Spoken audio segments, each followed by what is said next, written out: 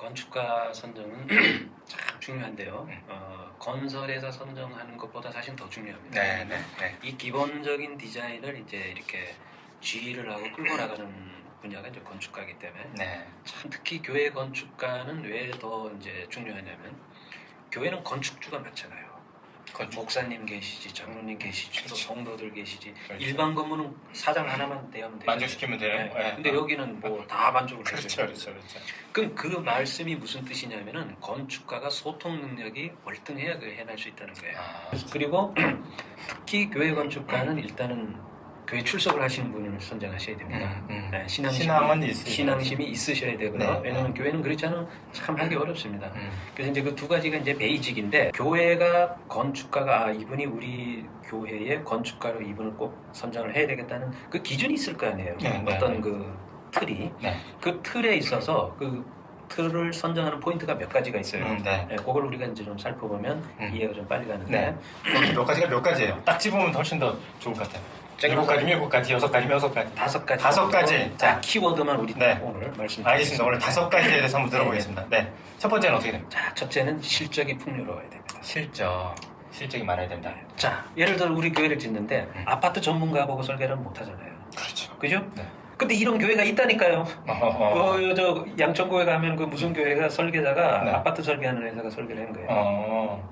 그러니까 그분은 왜 그렇게 하셨지? 이게 현상 아니 공무원 현상이 아니고 이제 그 교회 내에서 지인 통해서 하셨구나.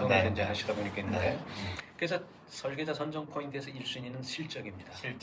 실적이 그럼 이제 우리 교회가 만약에 1000평을 져야 되겠다. 그러면 2-3,000평 설계 실적이 있는 분을 정해야 돼요. 우리 교회 규모보다는 월등히 큰 규모로 그래야 이제 그 극복이 되기 때문에 첫 번째 포인트는 실적입니다. 두 번째는 그다음에 두 번째는 소통 능력입니다. 소통 능력. 자, 소통 능력은 뭐냐면은 이 사람이 교회가 요구하는 다양한 안들을 수용하고 합리적 대안을 제시해 줄 수 있는 그런 소통 능력이 있느냐. 이 모든 영역에서도 마찬가지지만 이 딱 보면은요, 그 제가 왜 이제 이 소통 능력을 꼽았냐면은 이 전문 영역에 계시는 분들은 고집이 세요. 그렇죠. 특히 건축가들은 고집이 셉니다. 예술가도 특별히 그렇잖아요. 음악가, 미술가 고집이 세잖아요.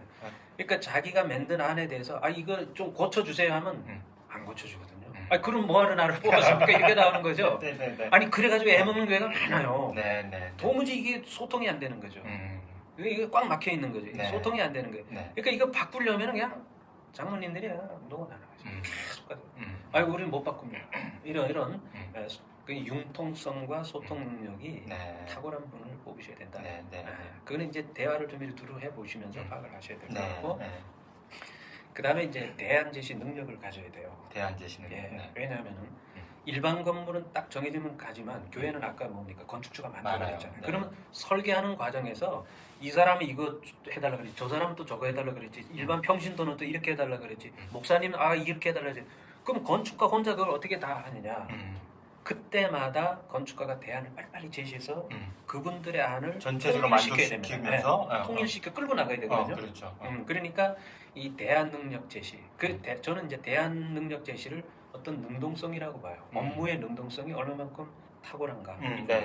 그런 에너지틱한 면을 좀 보셔서 이분들이 교회가 분란을 겪고 안이 조정이 안 되고 안이 표류할 때에 건축가가 나서 가지고 통합을 시켜서 합리적인 안으로 끌고 나갈 수 있는 이런 진짜 중요하죠. 능력을 가진 분을 뽑아야 됩니다. 그 다음에 이제 네 번째 CM 능력을 갖춘 분을 뽑아라. CM. 일단 CM에 대한 설명 조금 해주시면 좋겠다. 간단하게 할게요. 요즘 뭐 CM 다 교회가 알고 있는데 제가 여기서 말씀드리는 CM 능력은 뭐냐면은 건축주 입장에서 설계하는 사람 이런 뜻입니다. 건축주 입장에서. 왜냐하면 CM은 뭐냐면은 설계 위의 업무예요. 설계 이외의 업무.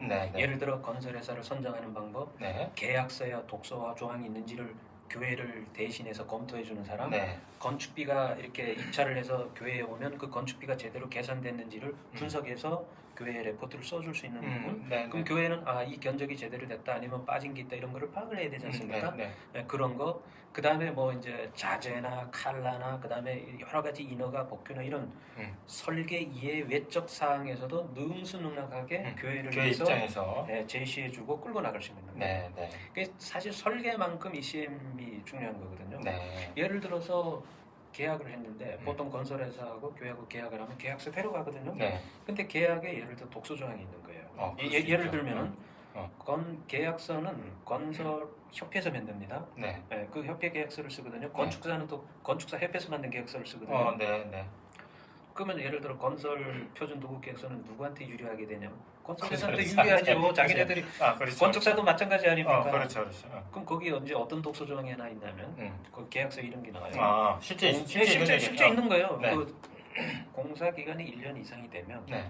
물가 상승률을 인정해 줘야 된다. 이 항목이 있어요. 네, 네, 네. 그럼 교회 공사 예전에는 다 1년 넘어가거든요. 네. 그러면 50억에 계약을 했는데 물가 상승률이 예를 들어 3%다. 어. 그럼 3% 돈을 더 달라는 거 아닙니까? 네, 네, 네. 근데 교회 이거 돈 못 주거든요. 어. 정부 공사는 가능해요. 네. 근데 민간 공사는 물가 상승률에 따르는 할증률을 음. 별도로 지급하는 교회가 세계에서도 없습니다. 줄 그래요? 수도 없고 그래요? 민간이기 때문에. 네. 그럼 이런 독소 조항을 누가 체크를 해서 음. 그 반대적인 특약서를 만들어서 교회가 유익하게 음. 교회가 리스크가 없게 해주느냐? 이게 CM이 CM이잖아요. 해야 되는 CM. 그럼 이 CM은 대안 능력이 있고 경험이 있고 교회를 충분히 한 사람들은 이제 이런 능력이 있어요. 네. 물론 뭐 이제 차이는 있겠지만, 그러니까 이 CM 능력이 있는 분을 설계자로 선정을 하십사 하는 이유는 이게 굉장히 중요합니다. 이게. 네. 그러니까 별도 CM이 없어도 되니까 설계자가 그렇죠. 그 역할을 다 하니까. 예. 그래서 저는 이제 가급적이면 설계자가 CM의 업무까지도 할 수 있는 분을 뽑으셔라. 네. 그렇다고 먹어서 설계비를 따블로 주는 건 아니고. 그래요. 어차피 설계비 안에 이런 업무를 포함시켜서 뭐 설계비 조금 더 지급하더라도 이렇게 해서 교회가 안전하게 리스크가 없이 가셔야 된다. 이걸 좀 뽑고 싶고. 만약에 이제 그런 능력이 없으면 뭐 CM 역할을 하는 사람을 또 뽑아야 또 되는데 뽑아야 돼요. 그럼 또 비용이 또 나가는 거예요. 비용이 평당 뭐 한 8분만 원 또 나가요. 또 나가요. 비싸네 그것도. 그렇게 하지 마시고 네, 설계자가 그걸 겸용할 수 있는 이런 분을 뽑으셔라. 알겠습니다. 이건 너무 중요합니다. 보호자님 이거 이거 밑줄 쫙 하셔야겠다. 제가 가보면은 설계자 해놓고 또 뭐 CM이네 뭐니 또 들어와 있어요. 그럼 그분들이 한 달에 뭐 200~300씩 주고 또 하는 거예요. 그러니까 그렇게 그럼 또 업무가 또 번거로워요. 이 사람은 또 그 사람 얘기를 또 할 거 아니에요. 자기 주장을. 부딪히게. 부딪힙니다. 그럼 설계하고 또 부딪혀가지고 둘이 또 싸우고 그래요. 이거 하지 마시고 이제 마지막 5번째는 다섯 번째. 네. 신앙심입니다. 신앙심. 신앙심. 특히 교회는 신앙심이 없으면 교회하고 관계를 아주 이렇게 은혜롭게 끌고 나갈 수가 없어요. 자, 신앙심이라는 용어는 제가 이렇게 표현하고 싶습니다. 지나치게 상업적인 관점에서 교회를 발주처로 대하지 않는 것. 이걸 저는 신앙심이라고 역설적으로 표현하고 싶은데 왜 그런 거냐면 우리가 일반 상업 건물 설계하듯이 교회를 그렇게 교회라는 그 대상을 상업 건물과 동일시한 연장선상에 놓고 업무를 추진하다 보면 모든 것이 아주 사무적으로 흘러갈 수밖에 없어요. 아니, 사무적으로 흘 뿐만 아니라 갈등이 계속 생기죠. 그리고 여기서 뭐 해주면 그럼 나도 요거 이렇게 계속 평행선을 긋거든요. 근데 신앙심만이 그걸 누굴 수 있습니다. 그러니까 교회를 신앙심을 가지고 설계하는 분을 찾는다는 것은 그분은 그와 같은 것은 이미 벗어난 분이에요. 교회를 상업적으로 보지 않고 하나님의 성전으로 보기 때문에 교회가 다소 건축가한테 좀 불리한 요구를 한다든지 비상식적인 어떤 요구를 할 경우에조차라도 건축가가 그걸 수용할 수 있고 그럼 건축가도 인간이 그걸 어떻게 수용하겠어요? 신앙심으로 녹이는 거죠. 그래서 신앙심 있는 분이 필요합니다. 아니 그리고 이제 이게 저는 그래요. 저는 이제 뭐 기자입니다만 그렇다고 건축가들이 또는 시공하는 사람들이 그냥 뭐 자기 주머니 따라가지고 이거 하는 건 아니잖아요. 그렇죠. 이 사람들도 다 비즈니스인데 중요한 건 비즈니스를 해가는 과정에서 이 문제를 어떻게 해결해 가느냐 이거거든요. 그러니까 똑같이 예를 들면 이제 교회 입장에서 똑같이 비용을 더 내더라도 갈등이 없이 교회를 납득시키고 그죠? 그리고 목사님하고 좋은 관계로 계속 성공할 때까지 이렇게 끌고 갈 수 있느냐? 그렇죠. 아니면 중간에 수틀린다고 그냥 소송 내고 이러느냐 이런 문제거든. 아니 교회도요. 지금 말씀 잘하셨는데 소송하는 분들 많아요. 그러니까.